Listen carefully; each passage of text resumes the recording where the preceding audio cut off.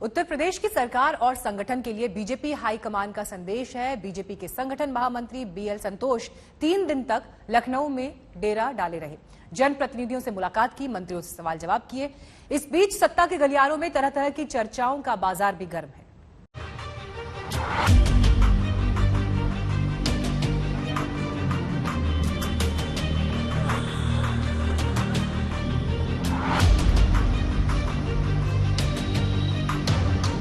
लखनऊ के बीजेपी दफ्तर से जब स्वतंत्र देव सिंह के साथ पार्टी के संगठन महामंत्री बीएल संतोष बाहर निकले तो तमाम सवाल छोड़ गए।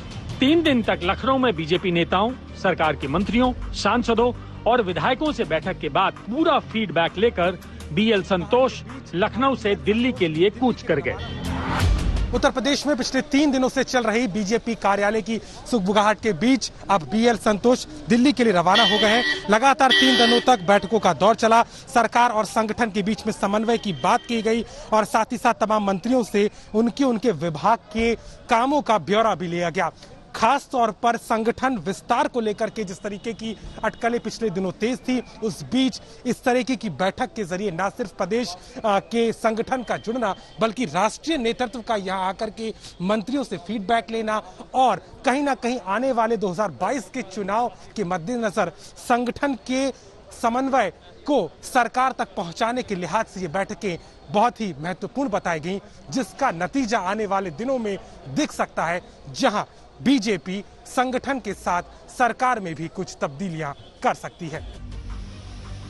लखनऊ के बीजेपी दफ्तर में लगातार तीसरे दिन सरकार के मंत्रियों, विधायकों और सांसदों का रेला लगा। कृषि मंत्री सूर्य प्रताप शाही पहुंचे, सिद्धार्थनाथ सिंह पहुंचे, स्वाति सिंह पहुंची, ब्रजेश पाठक पहुंचे, मोहसिन रजा पहुंचे, सांसद कौशल किशोर और विधायक पंकज सिंह भी पहुंचे। सेवा ही संगठन, उसके तहत हमें क्या काम करना चाहिए और क्या अभी कोविड को लेकर जिस तरह की चीजें हुई हैं उसको लेकर और आगे कैसे उनको बढ़ना है और प्रदेश की जनता और संगठन और सरकार की चीजों को आगे लेकर बढ़ना है। प्रदेश की 23 करोड़ जनता की कैसे और सेवा की जाए, तो सेवा ही संगठन के माध्यम से मार्गदर्शन मिला है और उसी पर हम सब काम करेंगे। योगी सरकार के 4 साल से ज्यादा हो गए और इस दौरान ये पहला मौका है जब बीजेपी संगठन के शीर्ष पदाधिकारी ने सरकार के मंत्रियों को बारी बारी से बुलाकर फीडबैक लिया। संगठन महामंत्री बीएल संतोष ने जिस तरह से मंत्रियों की क्लास ली, जिस तरह से सवाल पूछे, उससे कुछ बातें तो पानी की तरह साफ हो गई हैं। बीजेपी ने 2022 विधानसभा चुनाव की तैयारी अभी से ही शुरू कर दी है। चर्चा ये भी है कि बीएल संतोष ने आरएसएस के लोगों से भी मुलाकात करके उनसे सरकार का फीडबैक लिया है। चर्चा ये भी है कि यूपी में मंत्रिमंडल विस्तार होना है। कुछ नए चेहरे मंत्रिमंडल में आ सकते हैं तो कुछ मंत्रियों की विदाई भी हो सकती है। केंद्र में भी यूपी कोटे के मंत्रियों की तादाद बढ़ाने की भी चर्चा है। बीएल संतोष ने सभी नेताओं से अलग अलग बातचीत करके फीडबैक लिया है। ये फीडबैक सरकार और संगठन दोनों के बारे में है। हालांकि बीजेपी नेता इसे रूटीन बैठक बताने में जुटे रहे।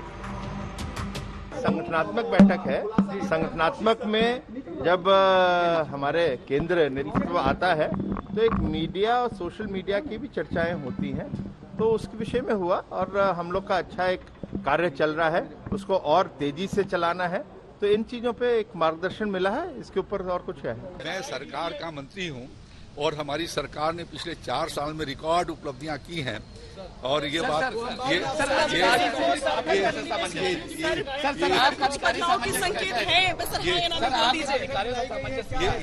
जानकारी मैंने अपने राष्ट्रीय संगठन मंत्री आदरणीय बीएल संतोष जी को दी। हालांकि उप मुख्यमंत्री केशव प्रसाद मौर्य ने साफ कर दिया कि ये पूरी कवायद कहीं न कहीं 2022 चुनाव से जुड़ी है। केशव मौर्य ने प्रदेश अध्यक्ष के बदलाव की संभावनाओं को खारिज करते हुए दावा किया कि 2022 में भी बीजेपी यूपी में 300 से ज्यादा सीटें लाएगी। जनता पार्टी के मेरे संगठन महामंत्री हैं और संगठनात्मक दृष्टि से बैठक पर चर्चा हुई है। बैठक जो चर्चा हुई है बहुत अच्छी चर्चा हुई है।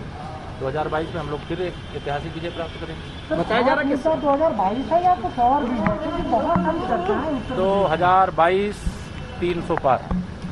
तो आप तो इस तरीके से करें जैसे कि 2017 में बात कही थी, वही बात आप पूर्व प्रदेश अध्यक्ष हूँ मैं, अपने अध्यक्ष की अगुवाई में फिर 300 पार जिताएंगे। क्या पार्टी के संगठन महामंत्री ने 3 दिनों में सभी की सुनी। शिकायतें सुनी तो तारीफें भी सुनी। अपनी रिपोर्ट लेकर बीएल संतोष लखनऊ से चले गए, लेकिन फिजाओं में परिवर्तन की बात समेत तमाम अटकलें भी छोड़ गए। तमाम अटकलें इस ओर इशारा कर रही हैं कि अगले कुछ हफ्तों में उत्तर प्रदेश में कुछ बदलाव के आहट हैं। हालांकि जिस तरीके से जाने के पहले बीएल संतोष ने ट्वीट कर योगी आदित्यनाथ की सरकार को सराहा है, कई जानकार अब ये कहते हैं कि ये सब कुछ सिर्फ और सिर्फ पार्टी के कार्यकर्ताओं को एक बार फिर संतुष्ट करने की ये कोशिश है। लेकिन क्या 2 हफ्ते बाद कुछ बदलाव के संकेत हैं? ये एक बड़ा सवाल अभी भी बना हुआ है। कुमार अभिषेक, लखनऊ, आज तक।